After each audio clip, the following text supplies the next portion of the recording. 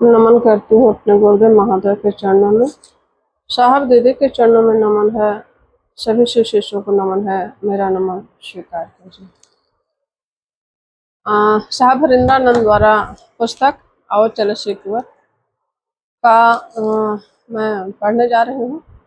ये साहब का अपना अनुभूति है और बहुत ही ये उनका अपना अनुभूति है और हम लोग को उनसे लाभ मिला है।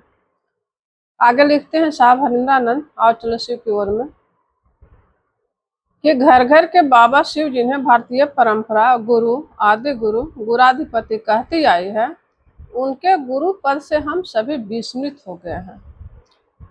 आध्यात्मिक या मानसिक उत्थान के अति सुंदर और अच्छा स्रोत से हमारा पिपासु मन जुड़ने के बदले अब प्रश्न करता है।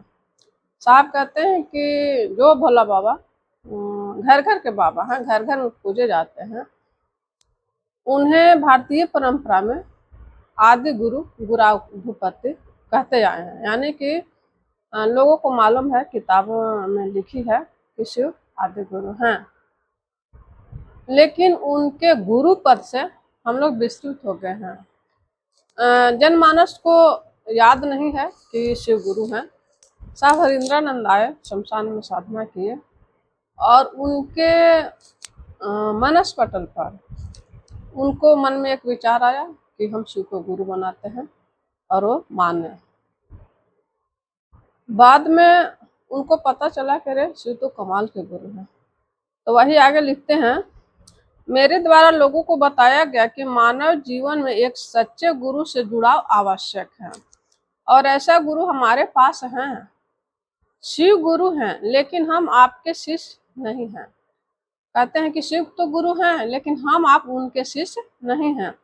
इसलिए लोगों को यह समझाने की जरूरत है कि भगवान शिव आज भी गुरु रूप में परिणामदायी है। यानी कि भगवान शिव गुरु का कार्य कर रहे हैं, आज भी वो गुरु परिणामदायी है, किंतु समाज उन्हें गुरु समझ क्यों नहीं रहा है। साहब अपने आप से कहते हैं कि समाज के लोग क्यों नहीं मान रहा है। लोगों को यह बताना होगा कि जो शिव घर घर के बाबा हैं, वे आज भी गुरु का काम करते हैं। बाबा के रूप में तो घर घर में पूजे गए हैं। सब लोग बाबा मानते हैं, देवघर जाते हैं, जल चढ़ाते हैं, काशी जाते हैं, हर जगह शिव की पूजा होती है, लेकिन उनको गुरु रूप में कोई याद नहीं करते हैं। किताबें तो कह रही है कि शिव गुरु हैं, किंतु शिव की शिष्यता का जनमानस में प्रसार क्यों नहीं हुआ। अस्पष्टता यथासंभव एक एक व्यक्ति को समझाना होगा।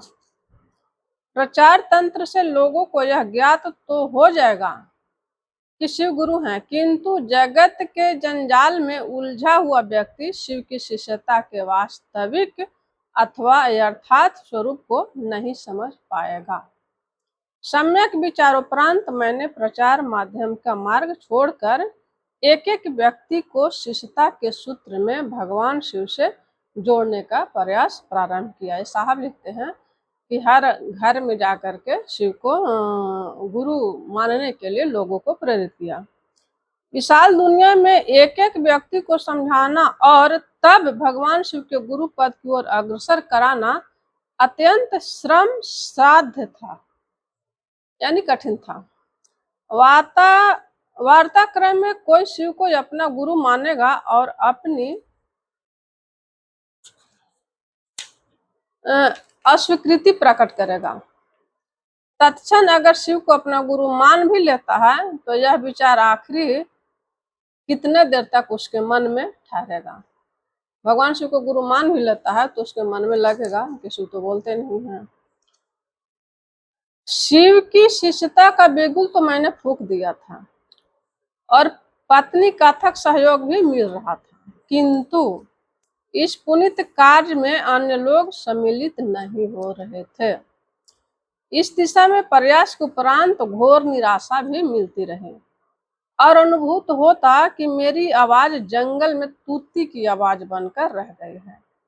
मात्र महादेव का भरोसा था। अपने गुरु शिव से दया की याचना करना मेरी बैसाखी थी, कोई उपाय नहीं था। इसलिए साहब लिखते हैं कि मेरी बैसाखी थी। व्यवधान बहुत है, परंतु मेरी पत्नी कहा करती थी कि इस पावन लक्ष्य को मूर्त रूप देने में महादेव हम लोगों को मदद अवश्य करेंगे। वैसे भी असंभव शब्द मूर्खों के शब्दकोश में पाया जाता है। साहब ये बताते हैं, साहब तो बहुत कठिन तपस्या किए, शमशान गए, साधना किए। उनको शिव के रूप में प्रेत आया और कहा कि हम ही महादेव हैं, मेरे को गुरु माना। तो बहुत ठगे गए, लेकिन फिर भी मन में ये विचार रखे कि शिव मेरे गुरु हैं, तो अंततः उनको परिणाम आया और उनके जीवन में सुखद अनुभूति हुई। इसलिए लोगों को बताए कि शिव गुरु हैं, इनको अपना बनाइए। शिव जन जन के गुरु हैं, गुरुओं के गुरु हैं, गुराधिपति हैं, और शिव से बड़ा कोई गुरु नहीं है। इसलिए शिव को अपना गुरु बनाइए। 3 सूत्र है। पहला में है दया मांगना, मन ही मन कहना है कि हे शिव आप मेरे गुरु हैं, मैं आपकी शिष्य या शिष्या हूँ, मुझ पर दया कीजिए। दूसरा सूत्र है लोगों को समझाना बुझाना कि शिव गुरु हैं, इनको अपना बनाइए। और तीसरा सूत्र है नमः शिवाय से गुरु को प्रणाम करना। चाहे तो 108 बार नमः शिवाय कर सकते हैं, नहीं तो जप्पा जप से नमः शिवाय कभी भी कहीं भी किया जा सकता है, चाहे नहाए हो या न नहाए हो, या देवता घर में हो या बेड पर हो या रसोई घर में हो, कहीं भी हो, नमः शिवाय किया जा सकता है। गुरु बहनों, अगर नमः शिवाय करते करते खाना बनाती हैं तो खाना प्रसाद हो जाता है। इतना ही कहकर गुरु सहित साहब दीदी समस्त भाई बहनों को प्रणाम है, स्वीकार कीजिए। Thank you.